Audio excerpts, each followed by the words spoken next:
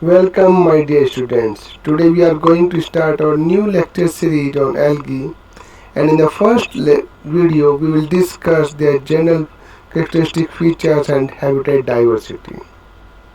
We have referred these two books for making this video.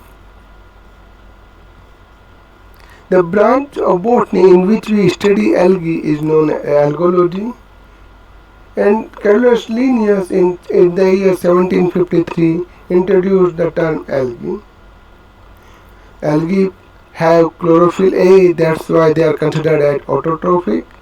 They can make their own food. Most of the algae are aquatic. The plant body of algae may be a unicellular or single celled or as small as 1 micrometer, or they are many representative which are multicellular, and even some of the giant seaweeds or macromarine algae can grow even more than 60 meters. Algae lacks true roots, stem and leaves, therefore they are considered as thallophytes. These are the various habitats where algae lives. And amongst different habitat, aquatic algae are one of the most common form of their habitat.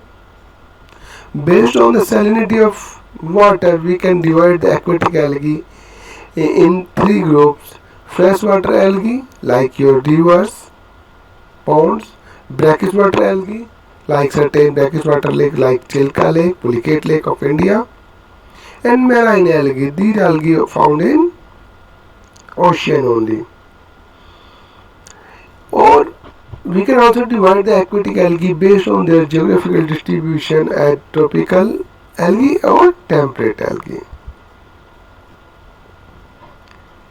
Planktonic algae are those algae which remain floating on the surface of water, and if they complete their entire life only in floating condition, they are considered as zooplanktons like our volvox, Cnidasmus and Chlamydomonas. Whereas if they remain attached for some time and get detached themselves in their later stage, will consider as phytoplanktons such as our Odogonium and Cladophora. Benthic algae are those algae which has to be attached with a substratum, and based on the substratum type we can divide the benthic algae either as epizoic alga. Epizoic alga are those alga which remain attached with an animal body surface such as Cladophora on snail, or epilithic alga which remain attached with an stone. Epipellic alga, these are those alga which remain attached with sand and muds. Epiphytic alga are those which have to be attached with a plant, and in many cases in marine alga they can get attached with a large seaweeds also. Third kind of aquatic algae are neustonic algae.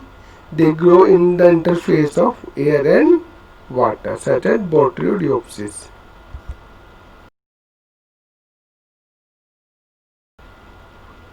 Here we can also divide the marine alga depending upon their exposure time during low tide and high tide. If the alga remain exposed even at high tide condition, those are known as supralittoral alga, whereas sublittoral or infralittoral alga are those alga which remain submerged even at low tide. And there is an intermediate stage which is known as littoral stage, and in this stage algae get exposed only during low tide and get submerged themselves during high tide, and most of the seaweeds diversity we found under this category. Here we also want to give a popular hypothesis about the origin of Red Sea name is that it contains cyanobacteria called Trichodesmium erythraeum, which turns the normally blue-green water a reddish brown.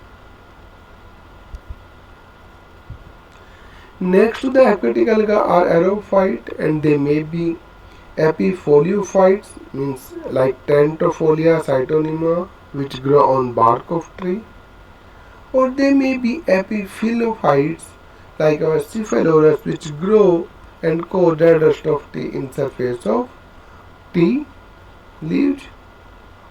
Or there are certain representative of alga like Tentofolia or Cyanoderma or Chlorococcales, which grow on rocks and stone. Cryophytes are those which grow on snow, and the presence of these algae gives the characteristic color to snow or ice. And the most important example is Chlamydomonas nivalis, which gives red color.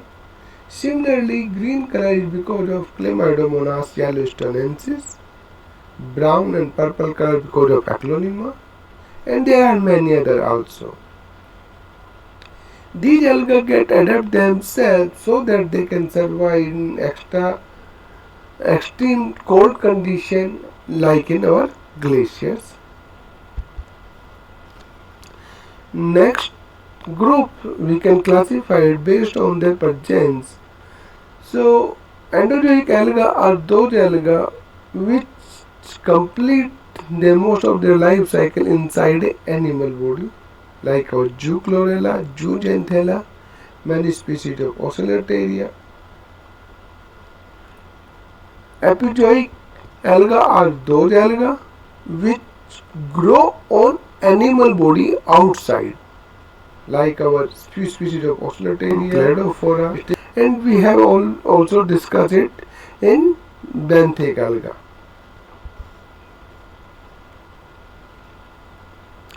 Epiphytic algae are those algae again which we have already discussed it in benthic type of algae, which grow on either on higher plants or even on big large seaweeds. Like in case of marine algae, Ceramium generally grow on other large seaweeds. Halophytic algae are those algae which can tolerate the salinity up to 70 to 80 ppt, and Dunaliella salina is one of the most important example of this kind of algae.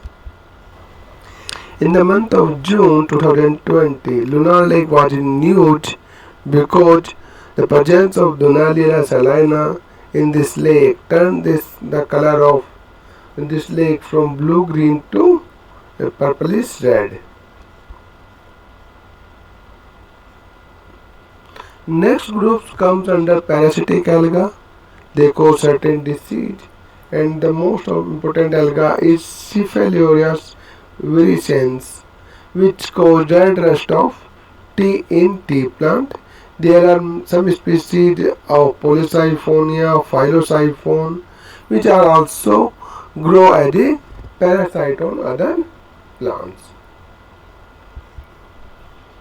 Next group is very important in terms of atmospheric nitrogen fixation, which is symbiotic type of alga, and Nostoc and Anabina are one of the most commonly found symbiotic alga, like Nostoc found in association with Anthoceros thallus, Anabina found in colloid roots of cycas, and Anabina adolea association is very famous for the rice field because it fixes the atmospheric nitrogen and provide nutrition to the host rice plant.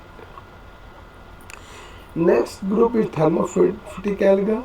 This group can tolerate even high temperature of 85 degrees centigrade, and almost all the thermophytic algae are Cyanophyceae member. Apart from this, there are certain extreme environment and where we can also see few representative of alga, like Chlorococcidiopsis species, which can tolerate high and low temperature both, ionizing radiation, high salinity, and these kind of photosynthetic algae are usually known as cryptoendolithic. And Cynidium caldarium is one of the most important examples of the alga which can tolerate extreme conditions like high temperature, high salinity, as well as they can also tolerate anaerobic conditions. There are certain alkalophilic alga which can tolerate pH of even up to 10 like Arthospira.